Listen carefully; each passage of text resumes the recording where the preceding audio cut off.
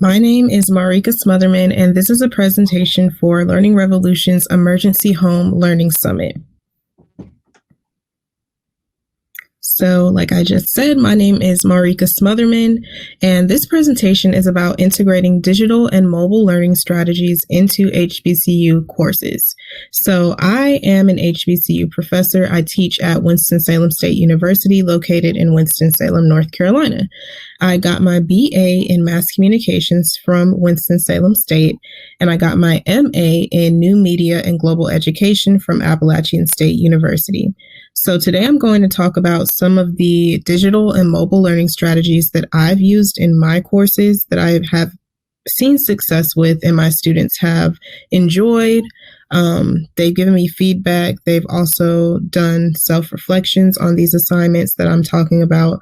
So I think that these are some great ways to help increase HBCU students' digital literacy skills and to provide them with the tools they need to succeed after they graduate. So what are mobile strategies? So what are digital and mobile learning strategies? Well, digital learning is a really complex term, but I think that it refers to the integration of technology-based learning practices. One example of digital learning is actually mobile learning, which gives students more control over their learning because they can engage in it anywhere at any time. Digital learning can be defined in many ways, but to me, digital learning encompasses technology-based learning practices. So an example of a digital learning strategy is actually mobile learning, but the three specific digital and mobile learning strategies that I'm going to talk about today are personalized learning, social media, and then collaborative projects. Research has shown that digital literacy is an issue for HBCU students. And the reason for this is because HBCU students are typically underprepared when they come to college. So they don't already have the foundation when they come to college to engage in digital literacy. Also, HBCU students may not have access to the technology they need to build digital literacy skills. So this creates an even bigger problem when we're talking about how the majority of HBCU students are African Americans. Out of 300,000 students who attend HBCUs every year, about 80% of them are African American.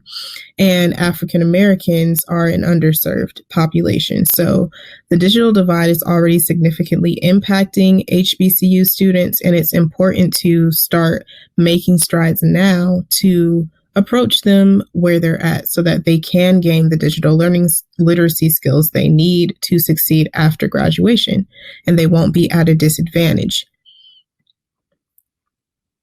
So with a lot of courses going online now or hybrid, just changing the modality and the learning environment, students are facing so many challenges, and it's not just digital literacy, but also accessibility. So less than 25% of HBCU students have their own personal computer. And this is just an example of the digital divide at play. So this creates an accessibility challenge for the majority African American students that are attending HBCUs. A lot of HBCUs, since schools have had to go online, they requested funding so that they can afford the technology they need to provide to their students so that they can still succeed and learn in an online learning environment. In addition to less than 25% of HBCU students having their own personal computers, a lot of HBCU students lack accessibility to the broadband access. So, for instance, Pew Research Center says that about 23% of Black Americans own a smartphone but don't have traditional broadband service, meaning that they strictly rely on their cell phones for access to data so that they can do anything on the internet. So I think that one way we can approach this issue of the lack of digital literacy skills as well as the lack of accessibility is by introducing HBCU students to technology through teaching and learning in the online learning environment. I think that this will help them to build their digital literacy skills and to prepare them for their future careers. All right, so the first digital learning strategy that I'm going to talk about is personalized learning. And this is a digital learning strategy that I've employed in one of my media production classes. It's called Digital Convergence, and the students, they engage in digital storytelling throughout the semester. So they create different multimedia projects that tell personalized stories about them. Since we have gone online, I've tried to make the assignments mobile based, meaning that they can use their cell phones to complete their projects instead of having to rely on a desktop computer or a laptop. And a lot of my students, they have different levels of access, different levels of digital literacy, and different understanding levels when it comes to just the ability to produce multimedia. So I gave them the flexibility to develop their own approach to all of these assignments throughout the semester. They could decide on the format of their project. They could also decide on the approach to their project. This is one of the first projects we created, which is a scrapbook collage. And through this scrapbook collage, the students would illustrate who they are. So they could use their own photos. They could find copyright-free photos online or clip art that they could include in their collages. And since some students only had their cell phones and they didn't have a lot of broadband access, maybe it was limited, while others had laptops or desktop computers at home, I allowed them to choose what tools they wanted to use to produce this. So our school, it is an Adobe institution, meaning that all of the students have free access to Adobe Creative Cloud.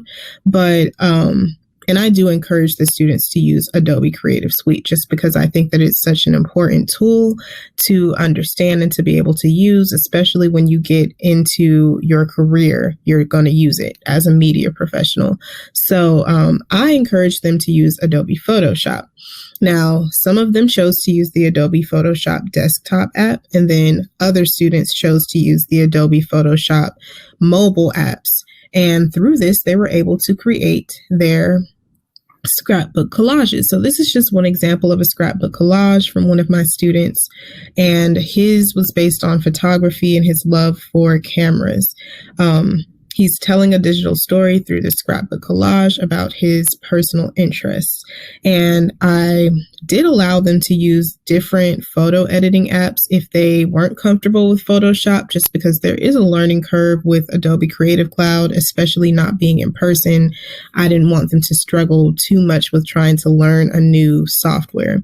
So I actually had small group meetings throughout the semester with the students, and the small groups were based on their foundational understanding of digital literacy, as well as their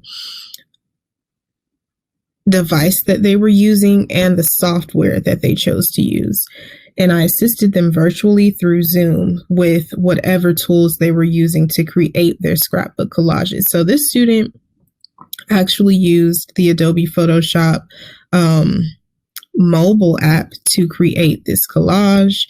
So the student did edit the photos in the Adobe Photoshop Express app, and also used Adobe Lightroom on the phone, and then put all of the images together in Adobe Photoshop Elements. And this was the final project here. I also think that allowing them to have some flexibility with this project in particular, it helped to eliminate that issue of students saying that they couldn't do it because they didn't have the right software or the right device, because anyone could have completed it using a phone or a computer. You didn't need to have just a computer. So the second digital and mobile learning strategy that I incorporated in one of my classes, the media production class, is social media.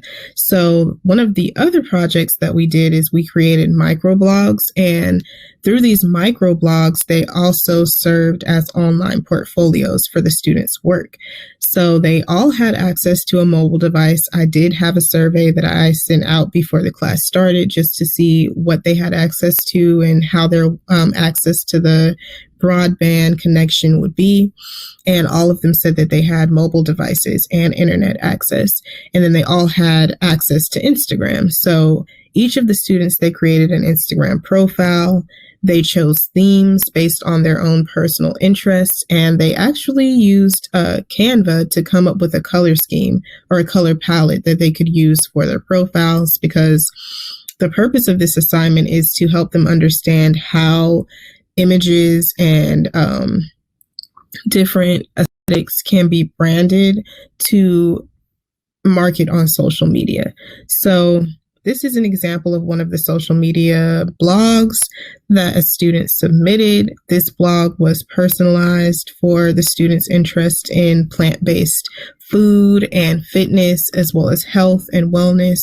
The students, they did create not just photo or imaging projects, but also video projects. And for the video projects, they had the opportunity to use Adobe Premiere Rush, which was a mobile video editing tool that they could use. So it was pretty helpful. Some of the students, they did choose to use iMovie, though. It just depended on their level of comfortability with Creative Cloud again. So the final digital learning strategy or mobile learning strategy that I integrated into my course is a collaborative project. So throughout the semester, the students were put in groups and they all had a shared Google Doc. So everybody had to submit their information so that they could be added to the shared Google Doc. And they worked on the Google Doc to create a collaborative study guide. So each group had a chapter. They were responsible for summarizing the information in half a page on their chapter. And I really liked using Google Docs because they all had access to it. It was easy to collaborate. It was easy to chat with each other using the chat feature. And also the students were able to edit offline. So even if they didn't have internet access, they could still edit the Google Doc. So in conclusion, these are just a few of the ways that I've integrated digital and mobile learning strategies into my HBCU courses, and I have seen success with them as far as my students gaining digital literacy skills, being able to go on to have internships where they employ these skills, and just having a better understanding of multimedia production, even using just a mobile device and all of the possibilities that are out there with a mobile device.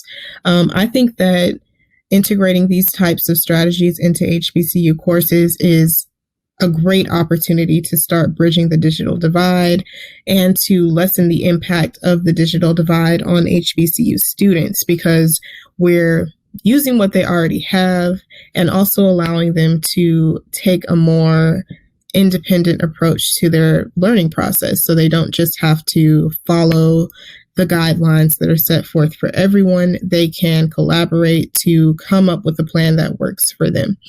I think that technology is definitely a key to helping HBCU students develop the integral digital literacy skills they need to succeed in college and beyond.